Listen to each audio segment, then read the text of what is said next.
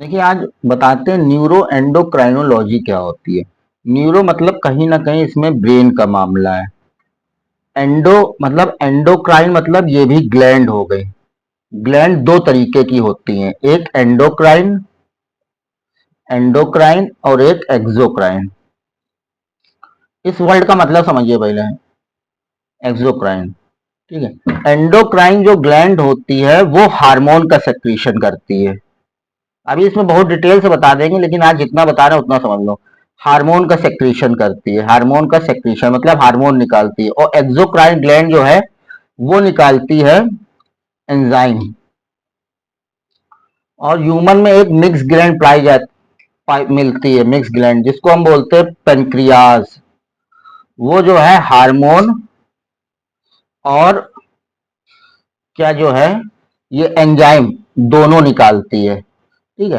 तो हम एंडोक्राइन मतलब ये एंडोक्राइन जो आया है वो दो दो ग्लैंड मिलती है शरीर में, एंडोक्राइन और एक्सोक्राइन। ग्लैंड क्या होती है? ग्लैंड देखिए होती क्या है, कुछ नहीं, कोशिकाओं का एक समूह होता है। कोशिकाओं का एक समूह मतलब ग्रुप होता है ना, ग्रुप होता है। और उससे कुछ ऐसी कोशिकाएं होती हैं जो एंडोक्राइन की तरह काम करती है, कुछ एक्सोक्राइन की तरह। एंडोक्राइन सेक्रीशन निकालता है, ये एंजाइम निकालता है एक्सोक्राइन। अब लॉजिक क्या होता है? अध्ययन करना। एंडोक्राइन समझ में आ गया, न्यूरो को देखिए। हार्मोन का जो भी सेक्रीशन आपके शरीर में होता है वो आपके कहीं ना कहीं ब्रेन से रिलेटेड होता है। आइए इस बात को समझते हैं बहुत आसानी से। ब्रेन से संबंधित होता है। कैसे? बिल्कुल आसानी समझिए। सपोज करिए आपको गुस्सा आया, आपको गुस्सा आ गया, बहुत तेज गुस्सा आया। उस समय जब गुस्सा आएगा तो आपका बीपी, आप क्या समझते हो? बीपी आपका 150। सपोज करिए सिस्टोलिक प्रेशर।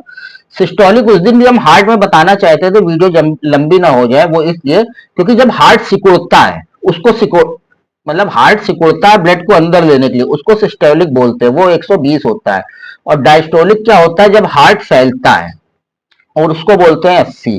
तो थोड़ा सा हार्ट के विषय में बता दीजिए। हार्ट में क्या होता है कि हार्ट के पास जो ऊर्जा और ऑक्सीजन ले जाने के लिए कोरोनरी धमनी होती है, इनको क्या बोलते हैं? कोरोनरी धमनी। थोड़ा समझ लीजिए क्योंकि उसमें नहीं बताया था तो पूरा हो जाएगा। कोरोनरी धमनी बोलते हैं। कभी कभी जब आप फैट का ज्यादा यूज करते हो तो यहाँ पे क्या होता है? फैट जम जाता है, फैट जम जाता है। तो डॉक्टर जो है आपका टेस्ट करता है, और अगर हो सकता है तो यहाँ पे वो एक स्टंट डाल देता है, यहाँ पे स्टंट डालता है और इसको ऐसे फैला देता है। तो ये चीज ऐसे नली नली जो है ये ऐसे खुल जाएगी, है ना, इसी को बोलते हैं स्टंट। और ये स्टंट डाल देता, सपोज कभी कभी ये पूरा जम जाता है तो फिर कोई चारा नहीं, तो डॉक्टर बोलता है बाईपास सर्जरी।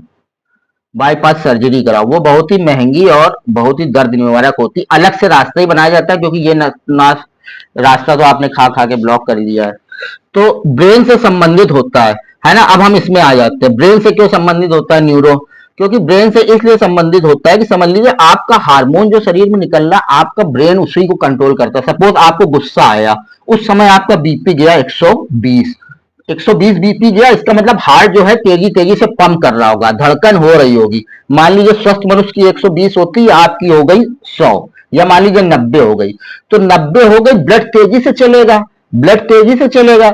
तो ब्लड जब तेजी से चलेगा, ब्लड जब तेजी से चलेगा तो क्या करेगा? ब्लड का काम क्या होता है कि लंग से ऑक्सीजन को जोड़ना। आप जो भी ऑक्सीजन लेते हैं वो एल्बुलाई, जब लंग्स पढ़ाएंगे तो बताएंगे, अभी सुन लीजिए। एल्बुलाई में भर जाती है, वहां से हीमो जो है आपका हीमोग्लोबिन लंग्स को जोड़ के एक एक कोशिका में ले जाता है।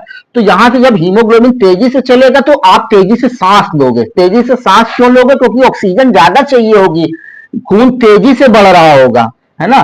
तो उससे क्या होगा? आपको ज्यादा खाने को भी चाहिए, क्योंकि खून ऑक्सीजन जुड़ रही है तो ऑक्सीजन एक ऑक्सीडाइजिंग होता है, ये हम सब बता चुके हैं, अगर आप लोग पढ़ोगे तो बहुत कुछ सीख जाओगे।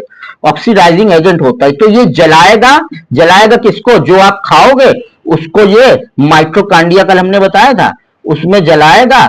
और इसको माइटोकांडिया में जलाएगा, उसको बोलते हैं कर्व साइकिल। यही सब पेपर में आता है और कुछ नहीं आता है, बस यही सब बताइए, इसको कहीं याद करना है।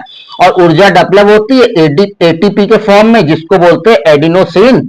एडिनोसिन ट्राइफास्फेट, अभी टाइम नहीं है, जल्दी से आप सुन लीजिए। ट्राइफास्फेट, एडिनोसिन ट्राइफास्फेट बोलते हैं, 36 एटीपी, बहुत बड़ी ऊर्जा डेवलप होती है। जब आपका हार्ट ब्लॉक हो जाता है, ऊर्जा बनना बंद, लीला समाप्त। तो मतलब ब्रेन जो है वो कंट्रोल करता है एंडोक्राइन को, हार्मोन को, इसलिए क्या बोलते हैं, न्यूरो एंडोक्राइन लॉजी।